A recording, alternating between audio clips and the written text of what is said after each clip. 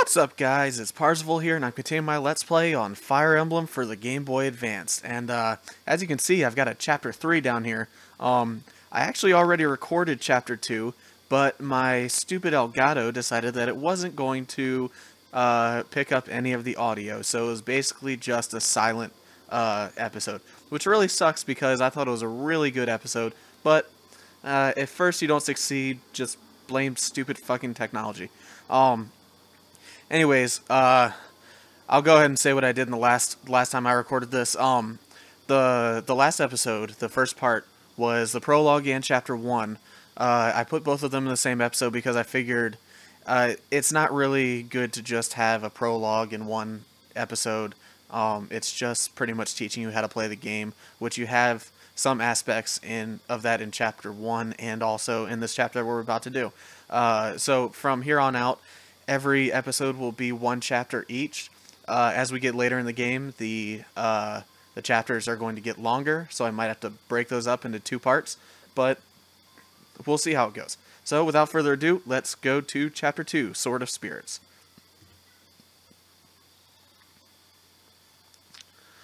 A small altar lies on the outskirts of Bulgar.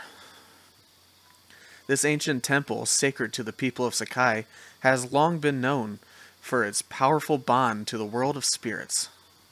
Before starting their journey, our travelers came here to pray for their well-being. At this altar, Lin's hand is directed to a grand inheritance. Alright, so let's go ahead and start Chapter 2! Sword of Spirits. Alright, let's do it. Oh, hey, some people. Hey. Parze, hold on a minute. Allow me a short detour. There's a sacred sword enshrined in an altar east of here. The people of Sakai go there to pray for the safety at the onset of a long journey. Oh, how quaint! The teachings of Elimine have the most followers in the Lieb. It is nice to see that, here at last, the ancient customs are still well observed. Oh boy. Old man, stay where you are, and hold your tongue. Threaten me as you will, but I will not give up the Manicotti. The Manicotti is a sacred blade under divine protection. It cannot be removed from its place of rest. You're a fool, old man. Manicotti is a delicious Italian food, with noodles stuffed with sauce and cheese and meats. What good is a sword if you can't use it? Use it in combat? Sacrilege! This isn't a sword of combat, it's a sword of decoration. Sacrilege, I am glass. The gods fear my name. My swordplay is peerless. And if I want this sword, then this sword I shall have. Now, get out of my way. Oof! You can crush my body, but you cannot crush my spirit. Oh, my spirit! This is it. It's more magnificent than I'd imagined. This sword was made for a swordsman of my skill. What's this? I can't draw the sword from its scabbard. Urgh. The spirits of the blade have judged you. You have been found wanting. They have rejected you. What?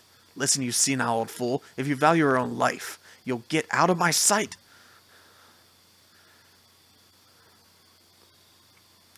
Curses, miserable spirits.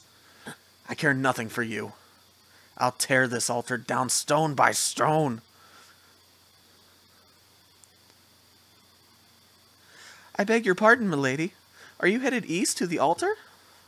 Yes, we are indeed. Then you must hurry and help the priest there.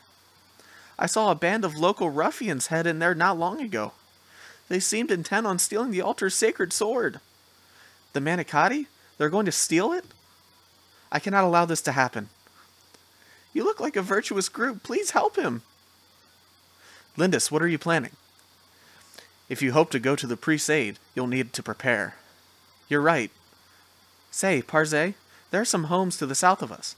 Perhaps we should go and question the residents.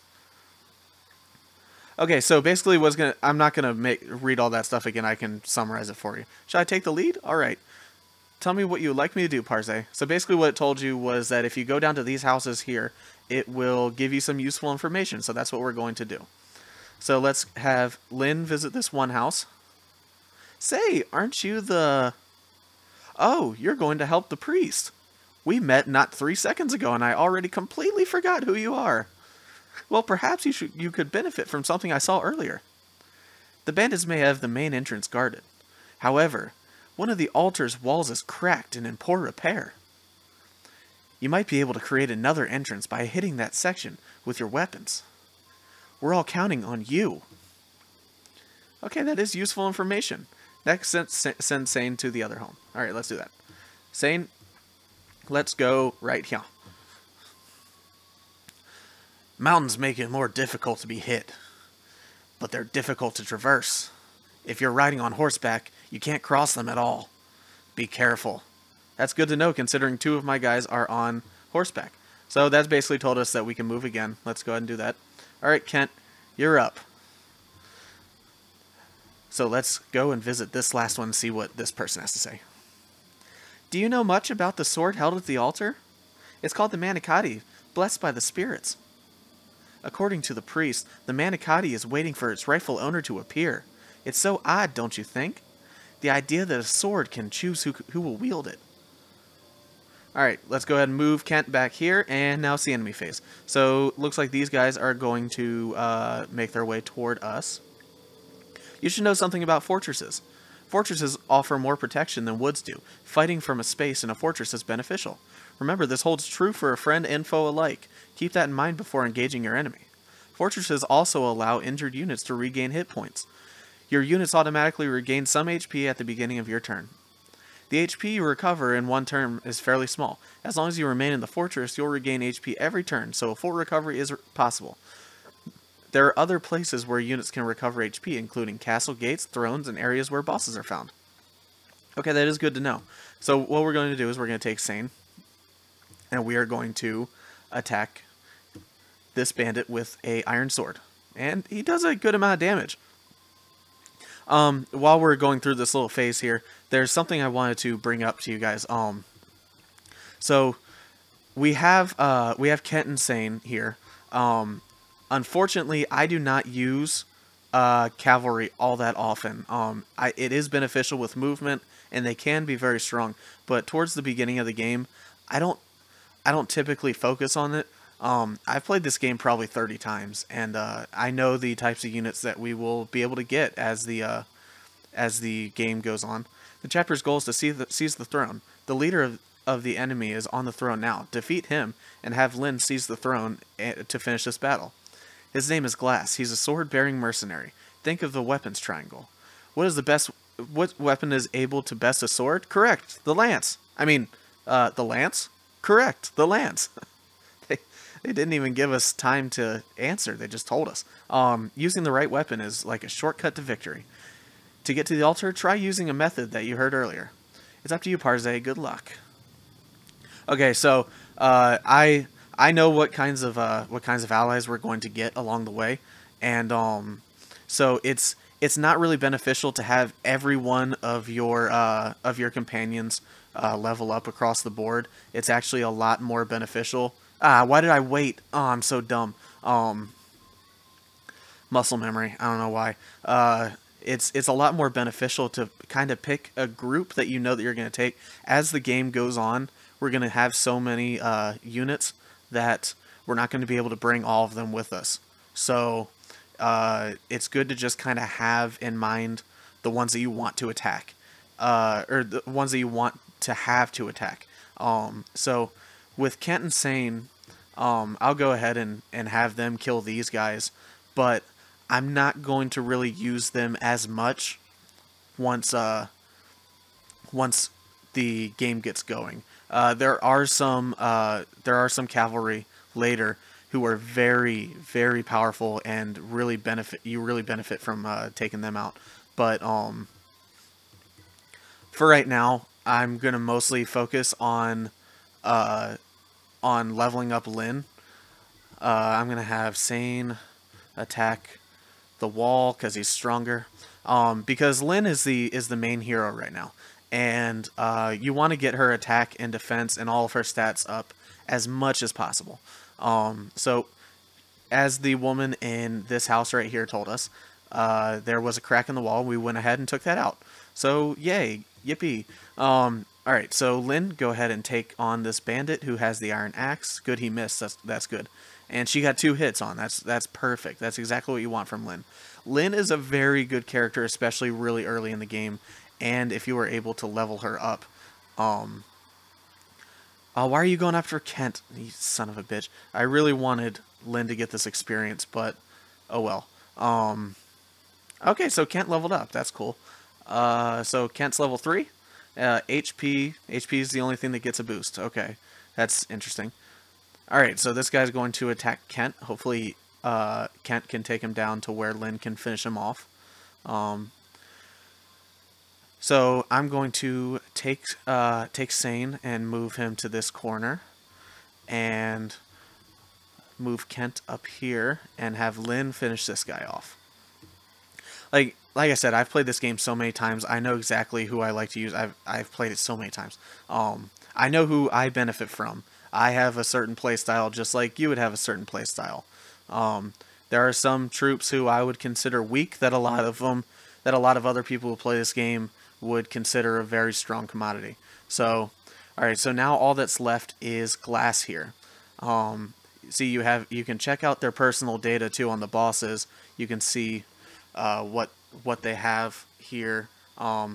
If it's glowing like this vulnerable areas, that means once you defeat him, you can actually take that item from him. So let's see if we can do that. Alright, so first what I'm going to do is I'm going to have Sane attack with his lance. Who do you think you are? What chance do you think you have against me? Alright, good. He landed. And, alright, good job, Sane. You did what you needed to do. Alright, so I'm going to put Kent up here and have him wait. And he's going to attack Lynn because that's the closest hero. So I'm actually just going to have her wait here because I know he's going to attack her. Oh, and just like it showed, just like in the throne, on the throne he can regenerate. So Lynn got him. Let's see if she can get him one more time. There. Ah. Dang. Okay. So how much did he take off? He took off 8, so I can definitely take him out with Lynn. She's got two tries, and she didn't even need 2 tries because she's a boss.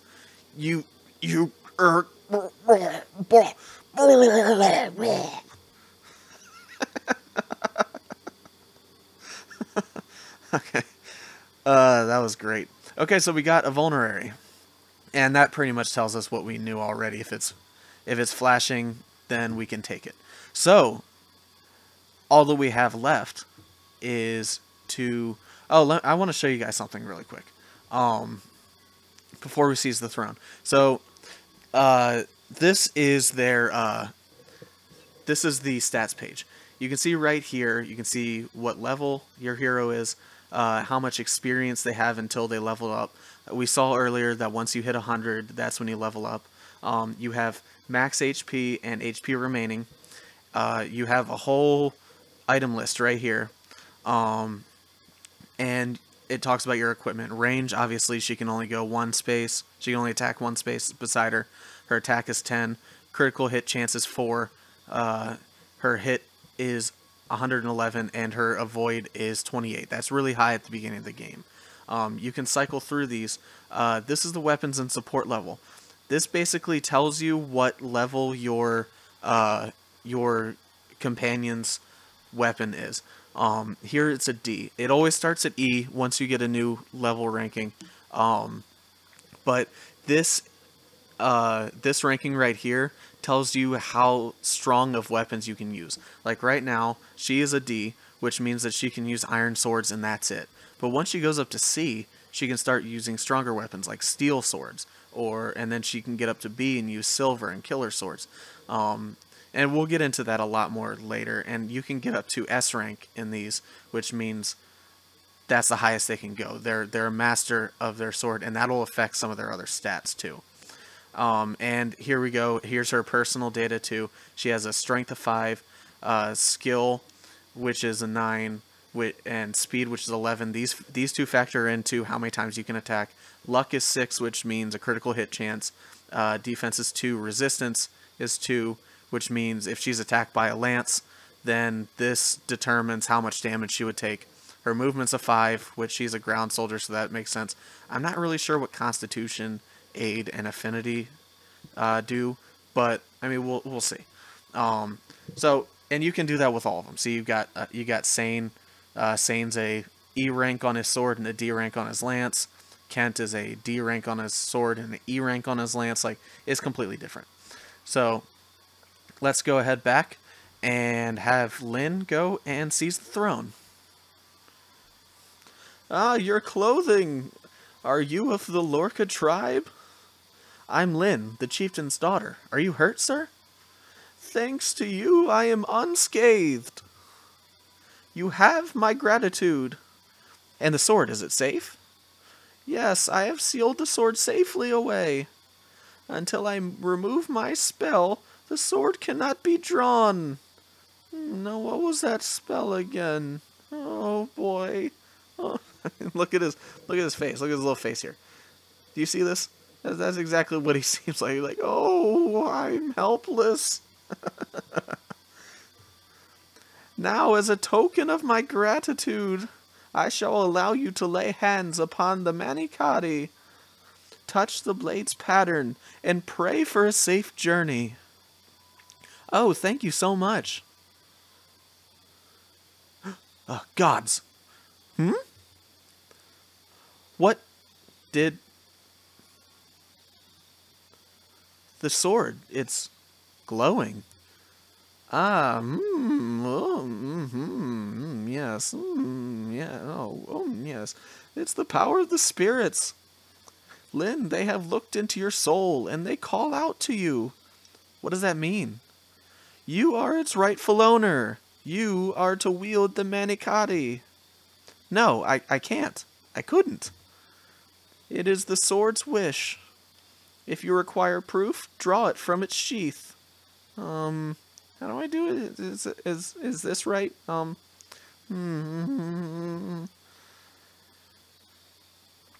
It came out effortlessly.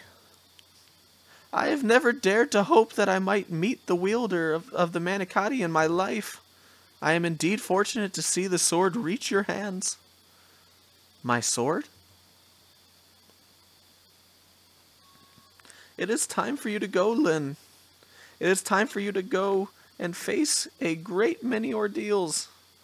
Grip this sword and meet your destiny head on. Yes, sir. We got the Katti. All right. Katti is a sword that only Lynn can wield. You can't transfer it to anyone else. So this is the Katti, a blade with no equal. This is also unbelievable. Perhaps the most famous sword in all of Sakai, in my hands. It's not so strange. In fact, many legends tell similar tales. Special blades all over the land call out to their proper owners. And yet, when I saw you draw that blade, Lindis, I felt something extraordinary. That sword was waiting for you. You were meant to draw it. Stop it. I'm nothing special. Think of it this way. Some weapons feel more comfortable in your hand, right? Well, the Katti feels very comfortable with you. Does this make it any easier for you to accept? I mean, haven't you seen Harry Potter? The wizard doesn't choose the wand, Lynn. Come on. It doesn't appear that either of us can use it. It does feel right in my hand, a blade that only I can wield. That seems reasonable enough. I can understand that. Look at it, Parze. This is the Katti. This is my sword. I must care for it well.